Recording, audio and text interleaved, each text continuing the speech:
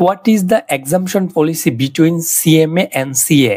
দুইটা জিনিস অনেকের জানা সমস্যা হয় বা প্রশ্ন থেকে যায়, সেটা হচ্ছে আমি সিএমএ করলাম, এখন আমি সিএ করতে যাচ্ছি, আমি আসলে কি বেনিফিট পাবো? অথবা আমি সিএ করছি কিন্তু সিএমএ করতে যাচ্ছি, এটার জন্য কি বেনিফিট পাবো?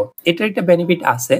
একজন সিএমএ যখন শেষ করবে তখন হচ্ছে দেখা যাচ্ছে উনি আইসিএমএবি তে যদি ভর্তি হতে চায় অর্থাৎ সিএ করতে চাই, তাহলে ১১০০ মার্কস হচ্ছে এক্সাম্পশন পাবে ১৭০০ মার্কস থেকে।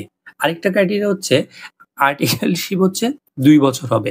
তাহলে আপনি যদি সিএমএ শেষ করছেন, এখন সিএ করতে যাচ্ছেন, তাহলে আপনার মাত্র ৬০০ মার্কস পাস করতে হবে এবং আর্টিকেলশিপ করতে হবে ২ বছরের জন্য। তেমনি একজন সিএ যিনি সিএ কমপ্লিট করে ফেলছেন, উনি যদি সিএমএ করার ইচ্ছা থাকে, সেক্ষেত্রে উনি হচ্ছে ১৫টা পেপারসে অর্থাৎ ১৪০০ মার্কসের এক্সাম্পশন পাবে।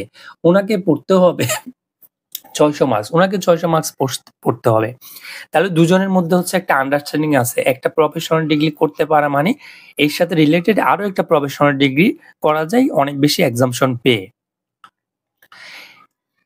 এটা আমরা যে আমি আগের ভিডিওতে কথা বললাম যে এক্সাম্পশন পলিসি গুলো যে বললাম এতটুকু পাবে এতটুকু পাবে না, সেটার ভিত্তি হচ্ছে সার্কুলার।